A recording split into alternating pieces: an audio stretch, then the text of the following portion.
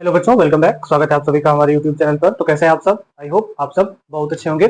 हम halo alkane और hello Erin में बात कर रहे थे यहाँ हेलो एल्केन के निर्माण की, और हेलो एल्केन के निर्माण की जो आपका पहला मेथड है जिसमें एल्केन के द्वारा हेलो एल्केन का निर्माण किया जाता है, उसके बारे में बात कर रहे थे। ठीक है, तो यहाँ हम ये समझते हैं कि हेलो एल्केन कैसे बना सकते हैं एल्केन के द्वारा। हालांकि इसको हमने डिस्कस कर लिया था, एक बार रिकैप कर लेते हैं। मेथेन यानी CH4, मेथेन की रिएक्शन अगर हम क्लोरीन से करवाएं। अब क्लोरीन क्या है? हेलोजन, और मेथेन क्या है? एल्केन। एल्केन क्या होता है?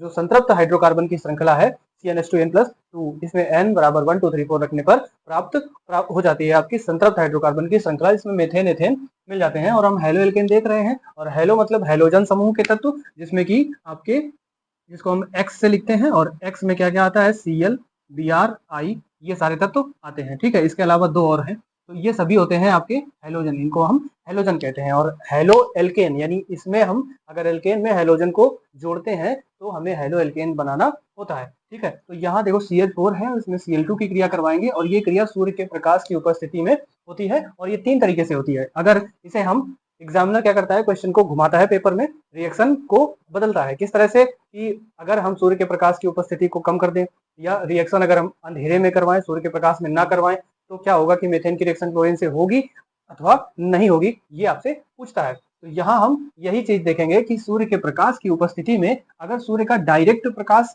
मेथेन की क्लोरीन से क्रिया कराते हैं, सीधे सूर्य के प्रकाश की उपस्थिति में, यानी कि तेज सूर्य की जो रोशनी होती है उसमें अगर हम क्रिया करवाएं, तो क्या होगा कि ये कार्बन का दहन की जैसी हो जाएगी। इसमें क्या होगा? कार्बन अलग हो जाएगा, और जो ये हाइड्रोजन है ये क्लोरीन से क्रिया करके HCl यानी हाइड्रोक्लोरिक अम्ल बना लेगा। तो कार्बन और हाइड्रोक्लोरिक अम्ल बन जाता है जब सूर्य का प्रकाश मध्यम होता है। जब डिफ्यूज सनलाइट होती है यानी थोड़ी सी कम, ये जो सूर्य का प्रकाश है ये ज्यादा है, मध्यम नहीं है, ये ज्यादा है। ठीक है, ज्यादा जब सूर्य का प्रकाश होगा तो कार्बन और हाइड्रोजन क्लोराइड जो HCl है उसका मिश्रण प्राप्त होगा, और जब अंधेरे में क्रिया करवाएंगे तो नो रिएक्शन, कोई भी क्रिया नहीं होगी मेथेन की क्लोरीन से। इसके बाद जब डिफ्यूज सनलाइट होगा यानी हल्की सी सूर्य की जो रोशनी है वो पड़ेगी, तब क्या होगा? इसमें से एक एक हाइड्रोजन धीरे से हटता हुआ चला जाएगा, और अंत में हमें जो CCl4 है, कार्बन टेट्राक्लोराइड, वो प्राप्त हो जाता है। तो जो डिफ्यूज सनलाइट लिखा हुआ है, सूर्य के प्रकाश को हम HNu से भी लिखते हैं, और इसमें एक HCl निकल जाएगा। ठीक है, तो HCl जब निकल जाएगा तो एक हाइड्रोजन बचेगा, Cl जोड़ेंगे CH3Cl, और एक HCl यहाँ से निकला और Cl2 से क्रिया करवाई, ये एक साथ लिखा हुआ है। ठीक है, CH2Cl2 ये क्या है? हेलो एल्केनो का मिश्रण है। जब भी सूर्य के प्रकाश की उपस्थिति में हम क्लोरीन की एल्केन से क्रिया करवाते हैं या मेथेन से क्रिया करवाते हैं, तो हमें हेलो एल्केन्स का मिश्रण प्राप्त होता है, एक मिक्सचर प्राप्त होता है। ठीक है, तो इसके बाद हम आगे चलते हैं, जो आपका आ जाता है एल्कीन के द्वारा। एल्केन के द्वारा हमने बना लिया, इसमें एल्कीन के द्वारा आप किस तरह से बनाते हैं ये देखेंगे। लेकिन उससे पहले एक चीज और देख लेते हैं कि हेलोजनों की क्रियाशीलता, ये बहुत जरूरी है आपका जानना कि क्रियाशीलता किस तरह से काम करती है और ये रिएक्शन को किस तरह से प्रभावित करती है। तो क्रियाशीलता में देखो, पहले फ्लोरीन जो हेलोजन समूह होता है उसमें तत्व आते हैं फ्लोरीन, क्लोरीन, ब्रोमीन, आयोडीन और एस्टेटिन, इतने तत्व आते हैं।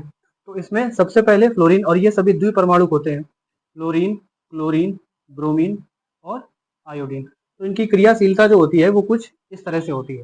ठीक है, सबसे ऊपर कौन सा आता है? फ्लोरीन। तो फ्लोरीन सबसे ज्यादा क्रियाशील होता है, दूसरे नंबर पर क्लोरीन आता है, तीसरे नंबर पर ब्रोमीन आता है, और चौथे नंबर पर आपका आता है आयोडीन। एस्टेटिन नहीं लेते हैं क्योंकि ये रेडियो एक्टिव तत्व होता है, और रेडियो एक्टिव तत्व को रिएक्शन में नहीं शामिल करते हैं। ठीक है, तो यहाँ पर फ्लोरीन, क्लोरीन, ब्रोमीन और आयोडीन। तो जो क्लोरीन है यानी Cl2 है, इसकी क्रिया करवाई जाती है, और ब्रोमीन यानी Br2 की क्रिया करवाई जाती है। फ्लोरीन और आयोडीन, फ्लोरीन जो है ये बहुत छोटा होता है, परमाणु की जब स्थिति होती है, जो क्रियाशीलता का मेन काम होता है, क्रियाशीलता का काम परमाणु क्रमांक से होता है। फ्लोरीन जो कि आता है कार्बन 6, नाइट्रोजन 7, ऑक्सीजन 8, क्लोरीन 9, ये 9 नंबर पर आता है, ये 17 पर है, और ये 35 पर है, और ये 53 पर है। परमाणु क्रमांक के हिसाब से देखें तो नाभिक का जो आकार है वो परमाणु क्रमांक से ही डिसाइड होता है। इलेक्ट्रॉन ये क्या होता है? परमाणु क्रमांक, इलेक्ट्रॉनों की संख्या ये क्या होती है? उसका परमाणु क्रमांक होता है। तो जो 9 है, फ्लोरीन का परमाणु क्रमांक कितना है? 9। और आयोडीन का परमाणु क्रमांक कितना है? 53। तो जो फ्लोरीन है ये बहुत छोटा होता है, बहुत ज्यादा क्रियाशील होता है। जब मेथेन की क्रिया अगर हम फ्लोरीन से करवाते हैं इस जगह पर, मान लो, तो क्या होता है कि इसमें बहुत तेजी से विस्फोट हो जाता है। तो इसलिए इसमें फ्लोरीन शामिल नहीं किया जाता है, रिएक्शंस में फ्लोरीन को शामिल नहीं करते हैं। क्लोरीन और ब्रोमीन ये आदर्श साइज होता है नाभिक का, जो कि बहुत बड़ा भी नहीं होता है और बहुत छोटा भी नहीं होता है, तो इसलिए क्लोरीन ब्रोमीन जो है यही दोनों लिए जाते हैं। आयोडीन को भी ले सकते हैं, लेते हैं कहीं कहीं जहां पर स्लो रिएक्शन करानी हो, क्योंकि आयोडीन का 53 परमाणु क्रमांक है, तो इसका भी साइज बड़ा हो जाता है, तो इसलिए आयोडीन भी ज्यादातर शामिल नहीं किया जाता। तो क्रियाशीलता में लिख लेंगे सबसे पहले कि फ्लोरीन, फिर क्लोरीन और फिर ब्रोमीन और फिर आयोडीन, ये इसकी क्रियाशीलता का क्रम हो जाता है। अब हम दूसरा नंबर इसमें देखेंगे कि एल्कीन के द्वारा हम किस तरह से हेलो एल्केन का निर्माण करते हैं। एल्कीन के द्वारा, अब देखो एल्कीन में सबसे पहले मार्कोनी का नियम आएगा। मार्कोनी का नियम, ये एक नियम होता है कि इसमें अगर हम जब भी क्रिया करवाएं तो हाइड्रोजन और ब्रोमीन या HCl लेंगे तो Cl और HBr लेंगे तो Br, ठीक है। मार्कोनी का, पहले हम एल्कीन देखते हैं। एल्केन तो देख लिया, एल्केन क्या होता है CH4, यानी इसमें कार्बन से सभी सिंगल बॉन्ड से जुड़े होंगे, तो ये होगा एल्केन। और हम अगर एल्कीन की बात करें तो कार्बन कार्बन के बीच क्या होता है आपका डबल बॉन्ड, ठीक है। तो ये है हमारा एक एल्कीन, ठीक।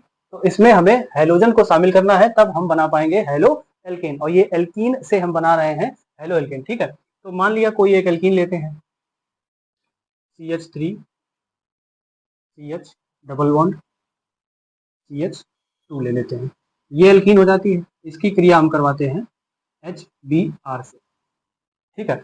अब ये मार्कोनी काप नियम से होता है, इसमें जो योग होगा, योगात्मक अभिक्रिया है ये, इसमें जो योग होगा ये मार्कोनी काप नियम से होगा। और ये किस तरह से होगा इसके बारे में थोड़ा सा समझते हैं। देखो मार्कोनी काप नियम क्या होता है कि एल्कीन श्रृंखला में जब भी हम HBr का योग करवाएंगे, एल्कीन श्रृंखला में HBr का योग कराने पर क्या होता है कि हाइड्रोजन वहां जुड़ेगा जहां पर H ज्यादा है और ब्रोमीन वहां जुड़ेगा जहां H कम है। अब दो हमारे पास है तब कौन कौन से, एक हाइड्रोजन और एक ब्रोमीन, इसको जब अलग अलग करेंगे तो H अलग होगा और Br यानी कि ब्रोमीन अलग होगा। तो H वहां जुड़ेगा जहां H की संख्या क्या होगी, ज्यादा होगी। हाइड्रोजन वहां जुड़ेगा जहां पर H की संख्या ज्यादा होगी। इसमें से H वहां जोड़ेंगे जहां H की संख्या ज्यादा होगी और Br वहां जोड़ेंगे जहां H कम होगा। ये मार्कोनी काप नियम कहता है, मार्कोनी काप नियम से इसको हम जोड़ते हैं, ठीक है। तो इसमें देखो डबल बॉन्ड है, जब भी कार्बन कार्बन के बीच डबल बॉन्ड बनते हैं, एक बॉन्ड में हम जानते हैं 2 इलेक्ट्रॉन होते हैं, एक इसका और एक इसका। जब ये बॉन्ड तोड़ेंगे तो एक इलेक्ट्रॉन इसके पास आ जाएगा और एक इलेक्ट्रॉन इसके पास आ जाएगा। HBr को हमने अलग अलग कर ही लिया पहले से ही, इस तरह ये जुड़े होते हैं, तो दोनों ने अपना अपना इलेक्ट्रॉन ले लिया है। यहाँ देखेंगे ये CH3 ऐसे ही बना रहेगा, कुछ नहीं होगा इसमें, लेकिन जैसे ही हम ये वाला बॉन्ड तोड़ेंगे तो एक इलेक्ट्रॉन इसके पास चला जाएगा और एक इलेक्ट्रॉन इसके पास चला जाएगा, इस कार्बन के पास, ठीक। और यहाँ से हमने हाइड्रोजन और ब्रोमीन को अलग अलग कर ही लिया है। तो हाइड्रोजन वहां जुड़ेगा जहां H की संख्या क्या होगी, ज्यादा होगी, ठीक। अब देखो इस कार्बन से जुड़े हुए 2 हाइड्रोजन है और इस कार्बन से जुड़े हुए 1 हाइड्रोजन है, तो हम हाइड्रोजन यहाँ नहीं जोड़ सकते, कहाँ जोड़ेंगे, यहाँ, जहां पर हाइड्रोजन की संख्या ज्यादा होगी हाइड्रोजन वहीं जुड़ेगा। अब देखो डबल बॉन्ड है, बॉन्ड डबल को सिंगल इसलिए कर रहे हैं क्योंकि हमें बनाना क्या है, हेलो एल्केन बनाना है। तो हेलो एल्केन बनाने के लिए सिंगल बॉन्ड की श्रृंखला होनी चाहिए, यानी कार्बन की ऐसी श्रृंखला जिसमें सिंगल बॉन्ड और डबल बॉन्ड ना हो। तो ये बॉन्ड टूटेगा तभी सिंगल बॉन्ड होगा। तो ये CH सिंगल बॉन्ड और ये CH2 लिखा हुआ है, ठीक। एक इलेक्ट्रॉन इस पे आ चुका है, एक इलेक्ट्रॉन इस पे आ चुका है।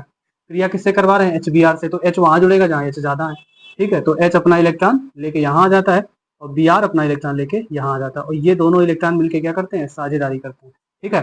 तो ये एक बॉन्ड यहाँ बनता है और एक बॉन्ड यहाँ बनता है, या इसको हम इस तरह से भी लिख सकते हैं CH3 सिंगल बॉन्ड CH और यहाँ नीचे Br, और ये हो जाता है आपका CH3। CH2 है, अब एक H इसमें जोड़ेंगे तो CH3 हो जाएगा। नाम देख लो इसका क्या बनेगा, 1 2 3, 3 कार्बन है।